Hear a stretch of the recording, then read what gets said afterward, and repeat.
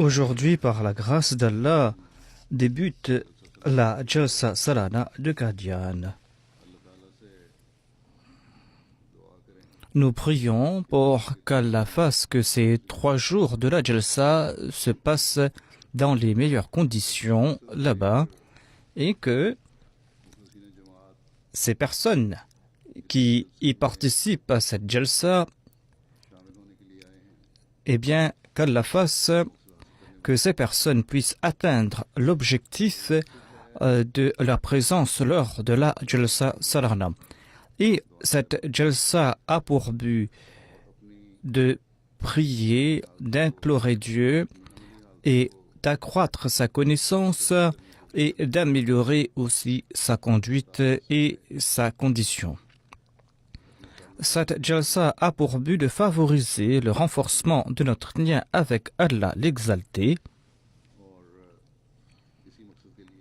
Et c'est pour cet objectif que l'on participe à la Jalsa, que l'on écoute les discours lors de la Jalsa et que l'on profite de l'atmosphère spirituelle qui règne lors de la Jalsa Salana.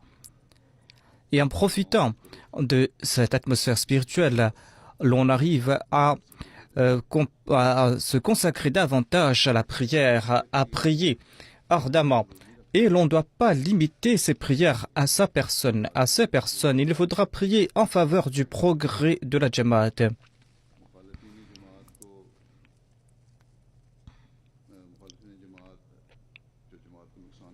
Il y a les adversaires, les ennemis de la Jamaat qui nuisent à la Jamaat et qui sont en train de comploter, d'ourdir des complots afin de nuire à la Jamaat. Eh bien, l'on doit prier pour que Dieu mette fin à leur complot et on doit implorer Dieu pour qu'il nous accorde son soutien spécial. Qu'Allah nous protège de leur méchanceté. De même, la situation générale des musulmans et ces musulmans qui, certains d'entre eux, certains groupes, certains États sont en train de commettre des actions au nom de Dieu et de son prophète, sont en train de commettre des exactions en leur nom. Et les musulmans sont en train de s'entretuer. Les musulmans sont en train de se tuer et de s'entretuer. On est en train de les détruire, ces musulmans. Il faudra prier pour eux. C'est là un devoir qui nous incombe. Parce que Allah et son maître, et notre maître, plutôt le saint prophète Mohammed soit lui, eh bien, ils sont en train de commettre cela au nom d'Allah et de son prophète. Ils sont en train de commettre ces exactions en leur nom. Et en raison de ces exactions dans le monde non musulman, l'on est en train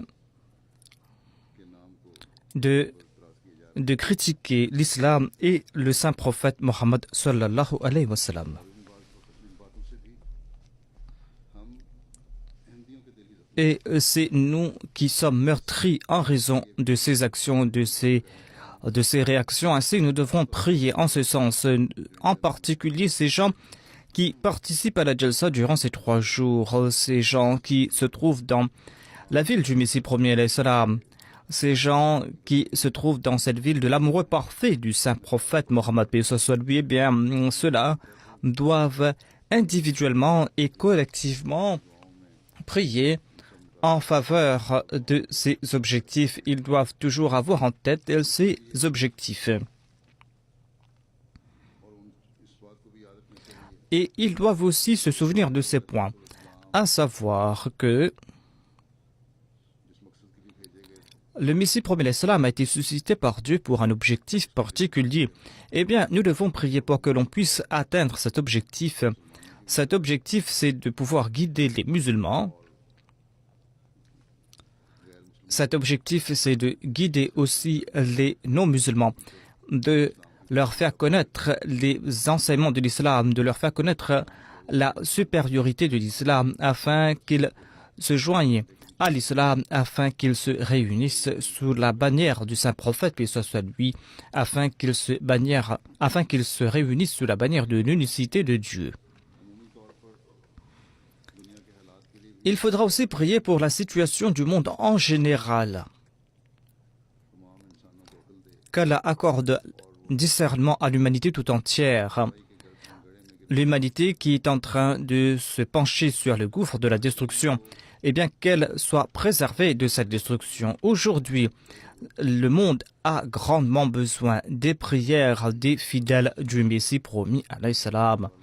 Ainsi donc, ceux qui participent à la Jalsa Salana acadienne en particulier, et les membres de la Jamaat en général, eh bien, tout le monde doit beaucoup prier en ces jours. Prier pour qu'Allah accorde discernement à l'humanité, pour qu'Allah accorde discernement à la Ummah de l'Islam, et que ces gens comprennent cette réalité, à savoir que l'on doit accepter le Messie promis, et sans l'accepter, ils n'auront pas de salut. Et lorsqu'ils vont entrer dans la nouvelle année, eh bien qu'ils comprennent ces objectifs, qu'Allah fasse qu'ils soient doués de ce discernement. En tout cas, la question de la prière est un sujet que le Messie premier a évoqué en maints endroits lors de différentes réunions. Dans ses écrits aussi, il en a fait mention. Que signifie la prière? Que signifient les supplications? Comment les prières sont-elles exaucées? Et la prière est la solution à tous les problèmes. Comme je l'ai déclaré, le Messie promis a expliqué ce sujet en détail et il a attiré notre attention à ce propos. Et je vais citer quelques-uns de ses écrits à ce sujet. En ce qui concerne l'exaucement des supplications, eh bien, un principe de base qu'il a évoqué est que, dit le Messie promis l'Islam, il a déclaré que tant que vous ne purifiez pas votre cœur, eh bien, vos prières ne seront pas exaucées. Si vous avez de l'inimitié à l'égard d'une personne, eh bien, vos prières ne seront pas exaucées. Vous devrez vous souvenir de ce point. Et vous devez savoir que, en ce bas monde,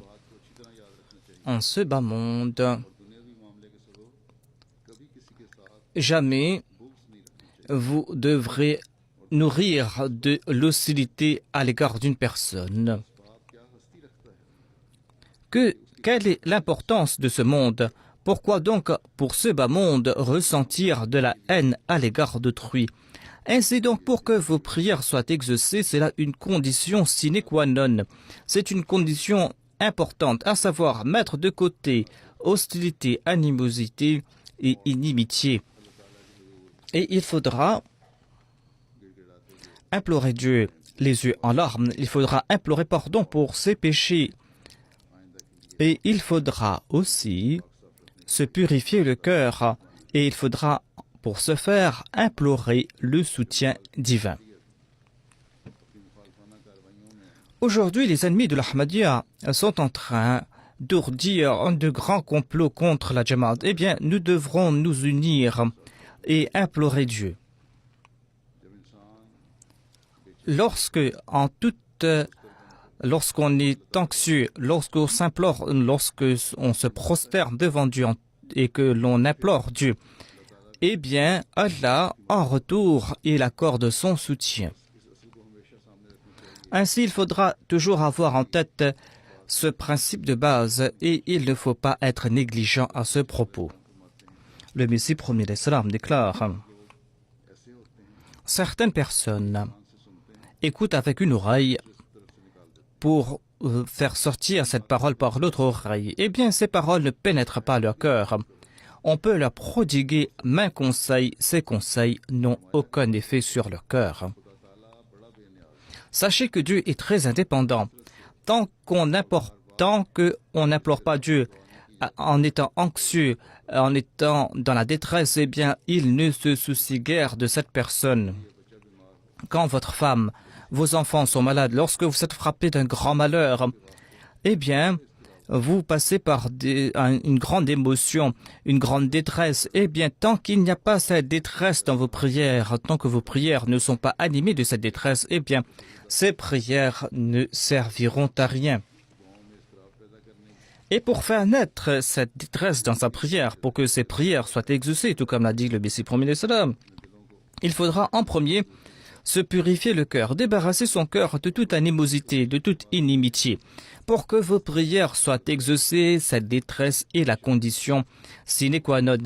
Tout d'abord, il faudra se purifier le cœur. Ensuite, il faudra ressentir cette détresse. Tout comme il est dit « Ammay yujibu muttara ila idha da'ahu wa yakshifu as-su'. Ammay yujibu mustara idha da'ahu wa yakshifu as-su'.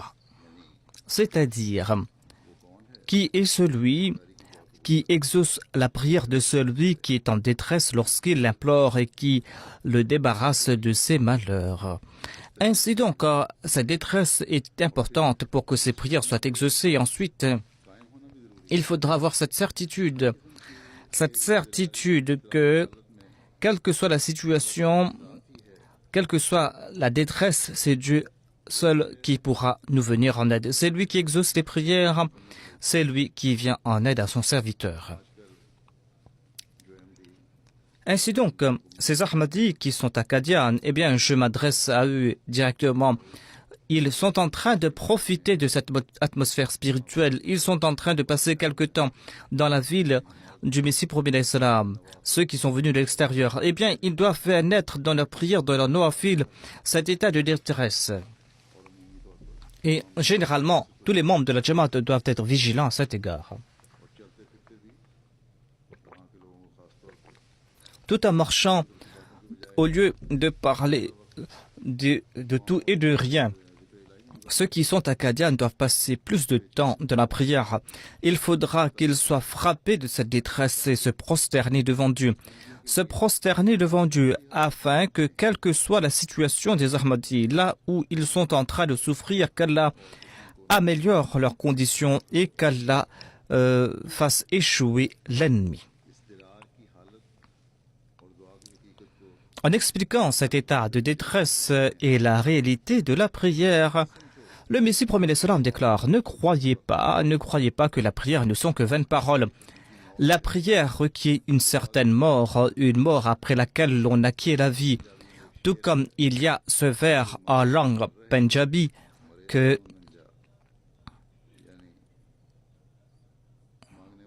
celui qui demande, celui qui implore, c'est comme celui qui est en train de mourir. Il n'y a rien, il ne possède rien.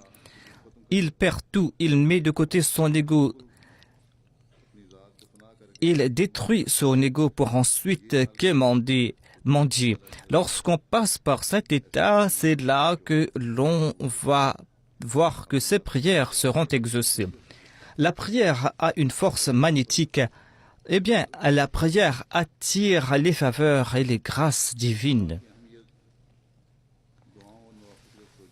Il y a aussi la prière, l'attention concernant la prière, il y a aussi le fait que l'on doit se consacrer davantage aux supplications. Le Messie premier salam conseille que celui qui implore Dieu, le cœur en détresse, celui qui honore ses commandements, cela est aussi important, c'est-à-dire de respecter les limites fixées par Dieu, d'accorder de l'importance à ses limites et ses commandements et limites qui ont été évoqués dans le Saint-Coran et qui ont été présentés par le Saint-Prophète Mohammed lui.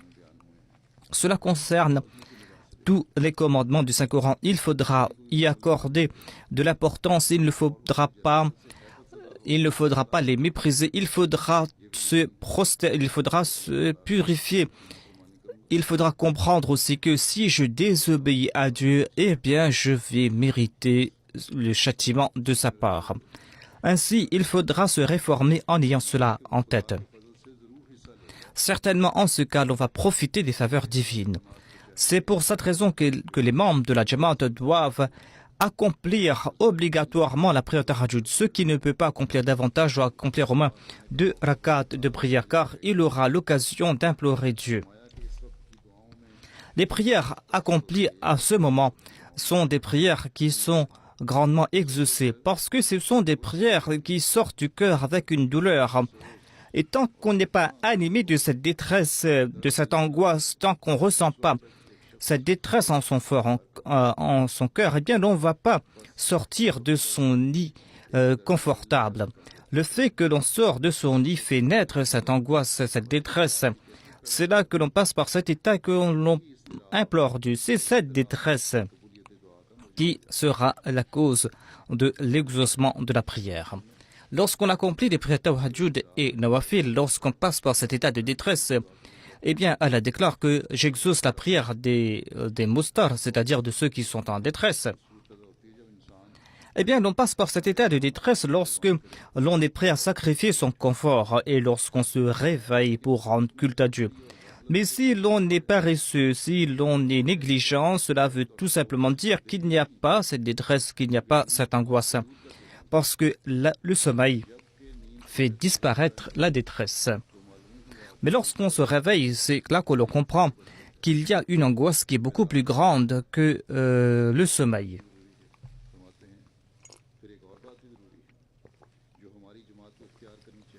Il y a un autre point important pour les membres de notre Jamaat. Ils doivent éviter des paroles futiles et inutiles. Ils doivent éviter de blesser autrui par sa langue.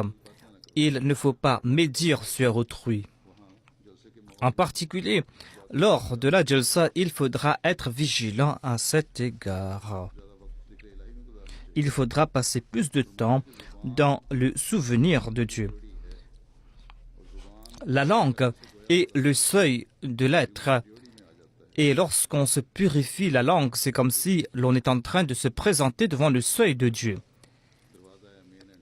Donc, l'entrée principale du corps de l'être, c'est la langue, les lèvres. Eh bien, lorsque Dieu se présente devant le seuil, eh bien, certainement, il va entrer à l'intérieur.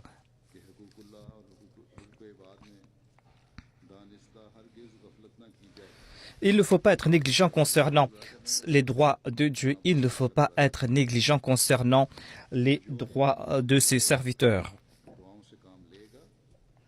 Celui qui va implorer Dieu en respectant ces deux conditions, celui qui va implorer Dieu en respectant ces deux conditions, ou celui qui a l'occasion d'implorer Dieu, eh bien, je suis sûr et certain que Dieu va lui accorder sa grâce.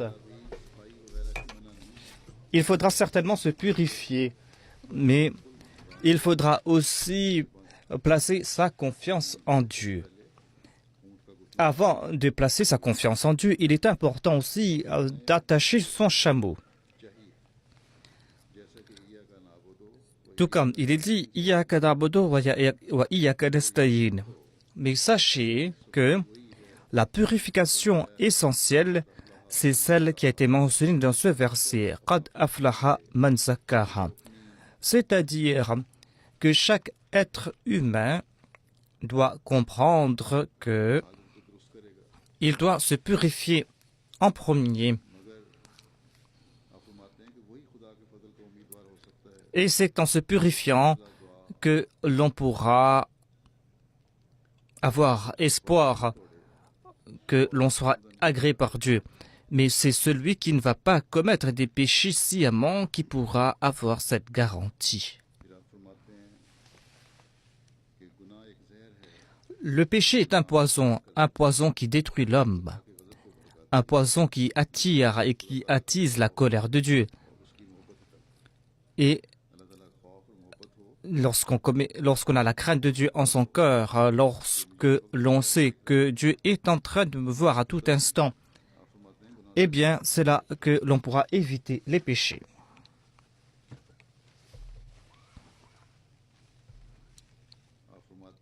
Le Messie promet l'Islam ajoute, n'oubliez pas la prière, ne négligez pas les prières, repentez-vous. C'est cette prière qui sera avantageuse. Une prière qui fait fondre le cœur. Et lorsqu'on ne voit pas d'autre issue, hormis Dieu, lorsqu'on court dans la direction de Dieu, lorsqu'on passe par cet état de détresse, en fin de compte, l'on sera sauvé. Le Messie promet l'Islam nous explique la réalité de la prière. Il explique qu'il y a deux catégories de prières. Il y a les prières ordinaires. Ensuite, il y a une autre catégorie de prières lorsque l'homme pousse au sommet ses prières. Voilà la véritable prière. Il faudra pousser à son apogée cette prière. Il faudra passer par cet état de détresse et d'angoisse.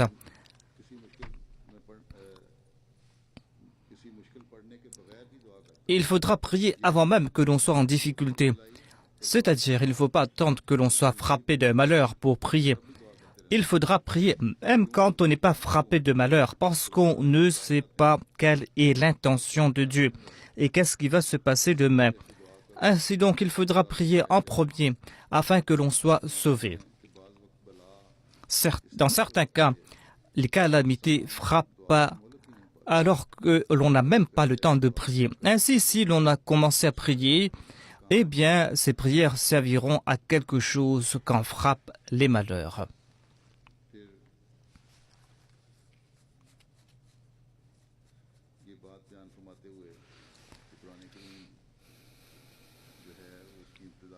Ensuite, le Messie promet l'Islam explique que le Coran débute et se termine avec la prière. Il déclare que Allah a évoqué la prière au début du Saint-Coran et il a terminé le Coran avec une autre prière. La sourate Al-Fatiha est une prière et la sourate An-Nas est une prière. Cela signifie que l'homme est faible. L'homme est faible et sans les faveurs divines, il ne pourra se purifier. Le fort intérieur, sans jouir le soutien divin, il ne pourra progresser dans les bonnes œuvres. Dans un hadith, il est dit que tous sont morts hormis ceux que Dieu a accordé la vie. Tous sont égarés hormis ceux qui sont guidés par Dieu. Tous sont aveugles hormis ceux à qui Dieu a accordé la vision. Ainsi donc, c'est là une réalité que tant que l'on ne profite pas des faveurs divines, l'on ne pourra pas se débarrasser du joug de ce bas monde. Et celui qui se débarrasse du joug de ce monde est celui à qui Dieu a accordé des faveurs. Mais c'est en priant que l'on pourra profiter des faveurs divines.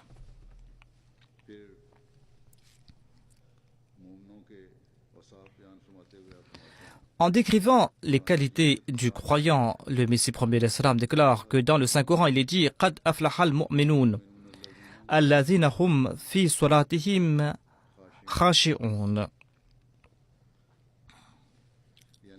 C'est-à-dire, lorsqu'il prie, lorsque, en priant, son cœur se fond, lorsque son cœur tombe devant le seuil de Dieu en toute sincérité, lorsqu'il se perd en Dieu, lorsqu'il se débarrasse de ses pensées, de ses sentiments, lorsqu'il implore Dieu et Dieu seul, lorsqu'il fait naître en lui cet état de détresse et d'angoisse, c'est là que la porte du salut s'ouvrira aux croyants. Il faudra faire naître en soi cette angoisse, cette détresse, il faudra adoucir son cœur, et c'est là que la porte du salut s'ouvrira. Et ensuite il est dit Qad aflaha al-mu'minun. Le croyant qui fait preuve de cette humilité, c'est lui qui aura le salut. Il se prosterne en toute humilité, il se passe par cet état de grande détresse. Et c'est ainsi que son amour pour ce bas monde se refroidit, parce que ces deux amours ne peuvent cohabiter. Tout comme il est dit. Il est dit dans un vers en langue persane que tu désires Dieu et tu désires aussi ce monde vil, ce monde infâme. Cela est une idée des plus folles. On peut pas désirer Dieu et ce monde en même temps. Lorsqu'on désire Dieu, eh bien, le monde vient tout seul. Lorsqu'on désire le monde, eh bien, l'on ne peut pas acquérir Dieu.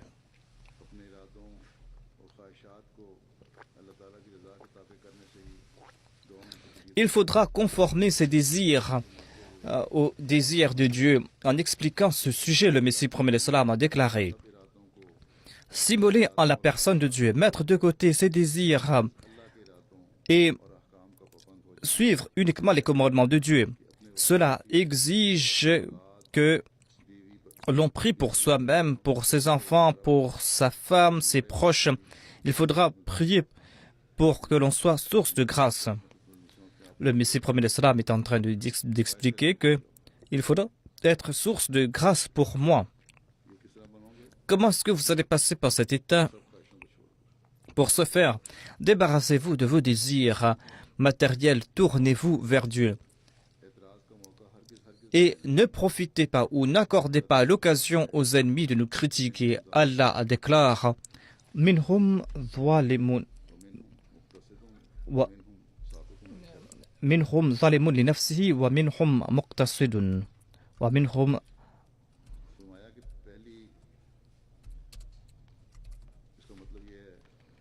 Ce verset signifie Minhum zalimun li nafsihi. Il y a certains qui causent du tort à leur âme. Il y a certains qui marchent sur la voie du milieu. Et il y a certains qui se surpassent les uns les autres dans les bonnes œuvres. Ces deux premières catégories sont inférieures. Il faudra devenir sabiqun bil khairat, c'est-à-dire qu'il faudra se surpasser dans l'accomplissement de bonnes œuvres. Se stagner à une étape n'est pas une bonne situation parce que l'eau stagnante est une eau qui n'est pas bonne. En raison de la boue, eh bien cette eau est nauséabonde. L'eau qui coule est une eau qui est pure, même s'il y a de la boue en dessous. La boue n'affecte pas cette eau. Tel est l'état de l'homme, c'est-à-dire il ne doit pas stagner. La stagnation est dangereuse. Il faudra toujours avancer et avancer, progresser dans l'accomplissement de bonnes œuvres. Sinon, Dieu ne va pas accorder son soutien. Et c'est là que l'on ne va pas profiter de sa lumière. Et en fin de compte, l'on passe par un état d'apostasie. C'est là que le cœur devient aveugle. Pour que les prières soient exaucées, il est important que l'homme progresse au quotidien, tout comme l'a expliqué le Messie premier l'Islam. Il ne faut pas stagner quelque part. Il faudra, comme l'eau qui coule, l'eau qui ruisselle, il faudra au quotidien progresser, avancer. En expliquant cela, le Messie premier l'Islam déclare que Dieu accorde son soutien à ceux qui progressent et progressent dans l'accomplissement de bonnes œuvres et qui ne stagnent pas quelque part. Voilà ces personnes qui ont une bonne fin. Nous avons constaté que certains ressentent une grande angoisse, une grande détresse, mais ils s'arrêtent quelque part. Ces personnes ne connaissent pas une bonne fin. Allah a enseigné cette prière dans le Saint-Coran. C'est-à-dire, réforme ma femme et mes enfants. Tout en priant pour soi-même, il faudra prier pour la réforme de sa femme, de ses enfants. Parce que la plupart des épreuves viennent en raison des enfants et la plupart des épreuves viennent aussi en raison de sa femme. Adam est passé par la première épreuve en raison de sa femme. Balaam avait cru en Moïse, mais on comprend de la Torah que Balaam a été égaré parce que sa femme avait offert quelques bijoux à un roi. Et ensuite, la femme de Balaam avait maudit la femme de Balaam avait maudit Moïse plutôt. C'est en raison donc de cette femme qu'il est passé par des difficultés. C'est en raison de sa femme et de ses enfants qu'on passe par des épreuves. C'est pour cette raison qu'il est très important que l'on réforme sa femme et ses enfants et que l'on prie pour sa femme et ses enfants. Ainsi donc, le croyant ne doit pas limiter ses prières à sa personne. Il doit aussi prier pour la génération future, pour que la génération future marche sur la voie de la vertu. Il faudra faire des efforts en ce sens, il faudra attirer l'attention des autres à ce propos, et il faudra aussi prier pour eux. afin qu'ils progressent dans l'accomplissement de bonnes œuvres. Le Messie premier salam déclare: il y avait une personne qui était un ami d'Allah. On trouve mention de sa personne. Il est dit qu'il était en train de voyager dans un navire. Il y a eu une tempête. Le navire était sur le point d'être englouti, mais le navire a été protégé grâce à ses prières. Il a reçu cette révélation que nous avons sauvé toutes ces personnes à cause de toi. Ainsi donc, on ne peut pas atteindre ces stades par de simples paroles. Pour ce faire, il faudra accomplir de grands efforts. Voilà le conseil que je vous prodigue, dit le Messie premier salam, à savoir, soyez un bon exemple. Soyez un bon exemple, faites des efforts en ce sens. Tant que vous ne menez pas une vie angélique, eh bien, comment dire que vous vous êtes purifié? Yaf'aluna ma yu'marun, c'est-à-dire les anges font ce qu'ils sont ordonnés de faire. Il faudra accomplir ce qu'on a été ordonné de faire, à l'instar des conseils qu'on prodigue à autrui.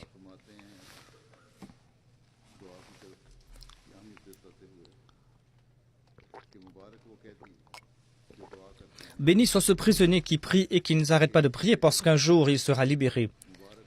Béni soit l'aveugle qui n'est pas paresseux dans ses prières car un jour il va voir. Béni soit celui qui est dans la tombe et qui implore l'aide de Dieu parce qu'un jour il sortira de sa sépulture.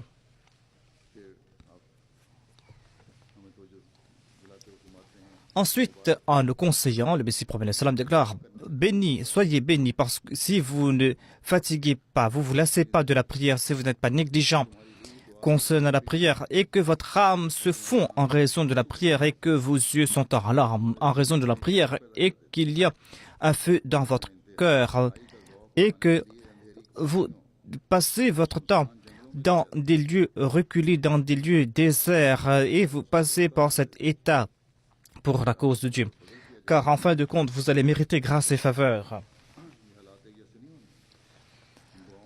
Mais on ne passe pas par cet état facilement. Il faudra prier. Ce Dieu vers lequel je vous attire est un Dieu gracieux, miséricordieux, un Dieu qui est modeste, un Dieu qui est véridique, un Dieu qui est sincère, un Dieu qui est miséricordieux à l'égard des humbles. Soyez vous aussi fidèles. Soyez sincères de vos supplications afin qu'il vous accorde sa grâce. Évitez le monde, évitez les disputes.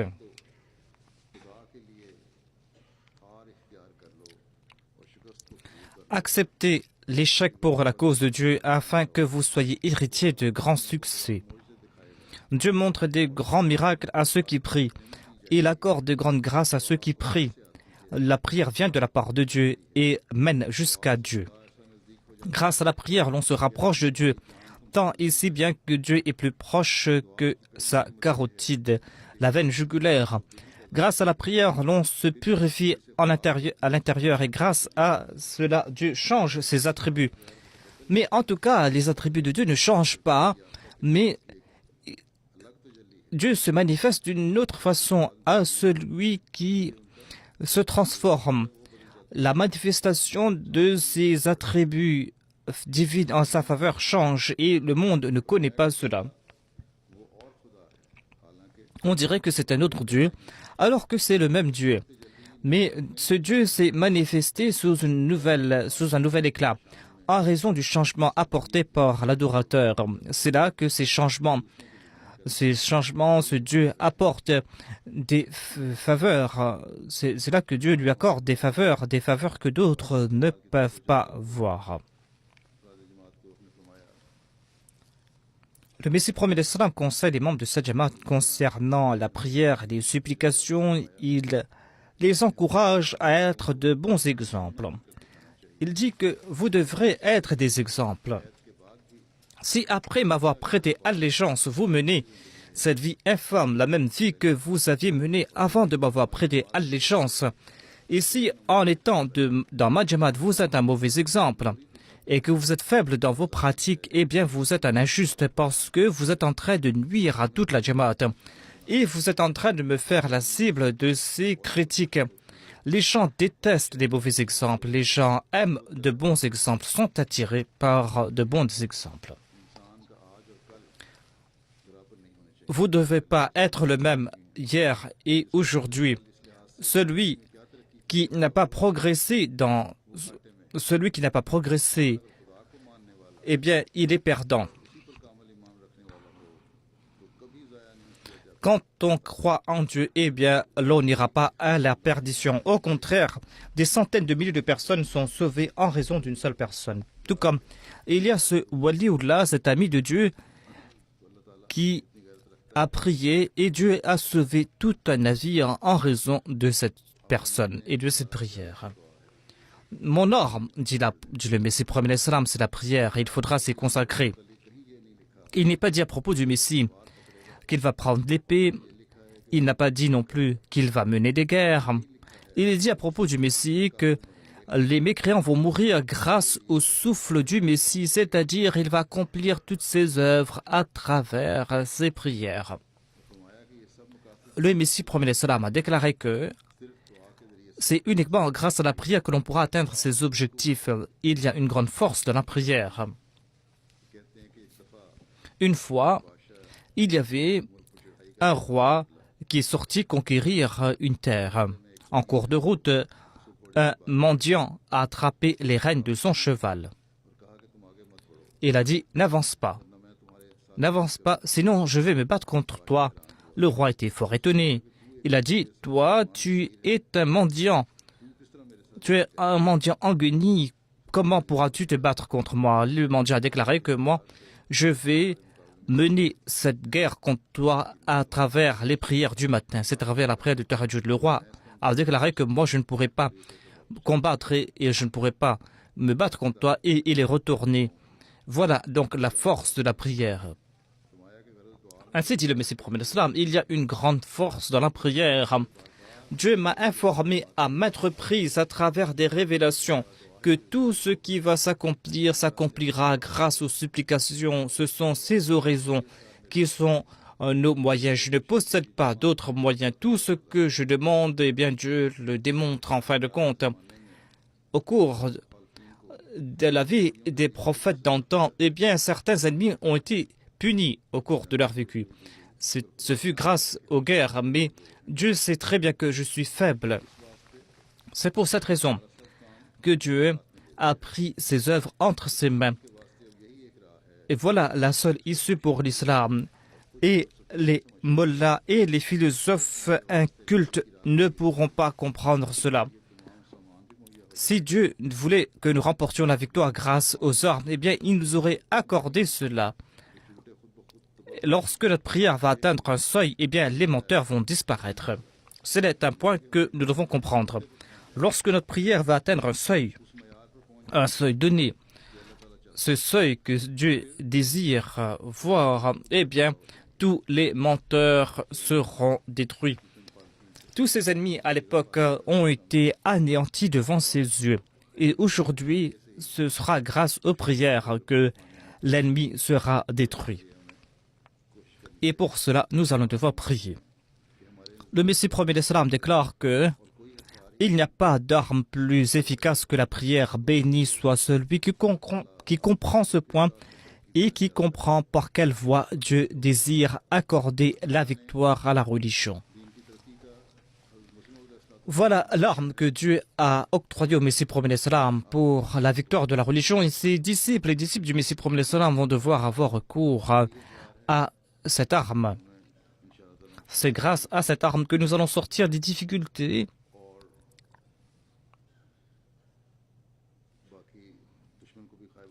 Et c'est là que l'on va réduire à néant les adversaires. Tous les Ahmadis doivent être vigilants à cet égard. À la fin, je vais citer une prière du Messie premier l'Islam, une prière qu'il a faite en faveur de la Oumma de l'Islam.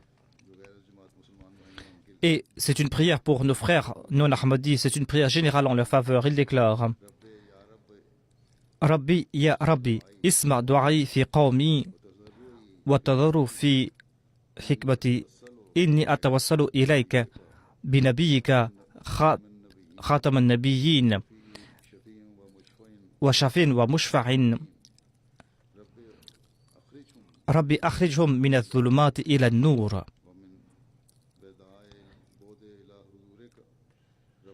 ربي ارحم الذين يلأمون علي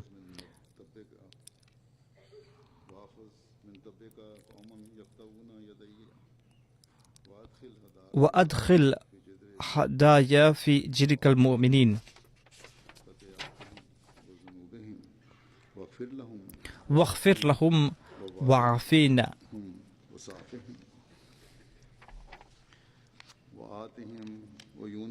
وآتهم عيونا يبصرون بها وآذان يسمعون بها وقلوب يفقهون بها وأنوارا يعرفون بها فإنهم قوم لا يعلمون.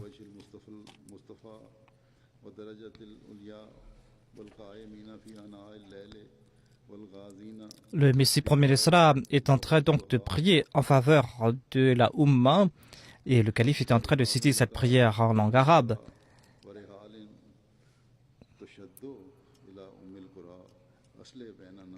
Il dit أصلح بيننا وبين إخواننا وافتح أبصارهم ونور قلوبهم وألمهم طرق التقوى واعفو عما مضى وآخر دعوانا أن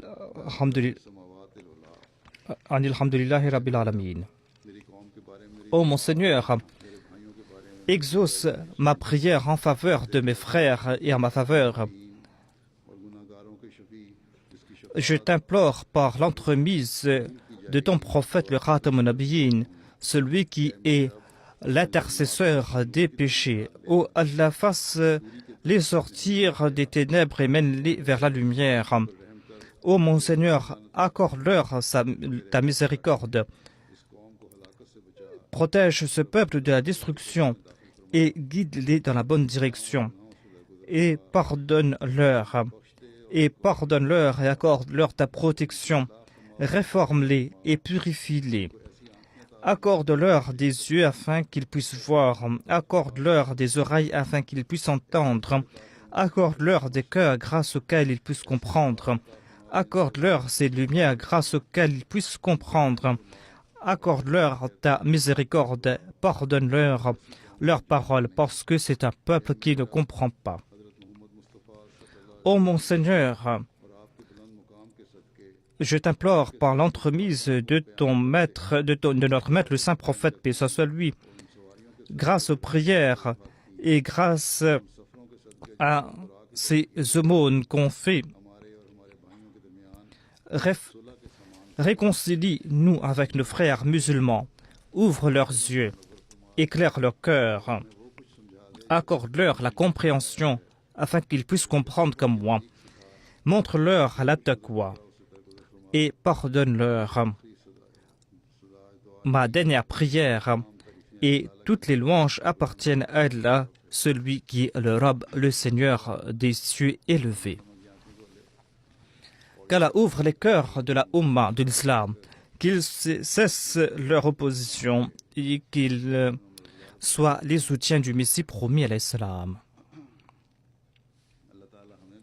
Qu'Allah fasse que nous puissions prier, en particulier ceux qui participent à la Jalsa Salana doivent se consacrer davantage à la prière. Et ces prières doivent apporter en leur personne une grande révolution. Qu'Allah vous accorde la possibilité à agir en ce sens. À vous tous.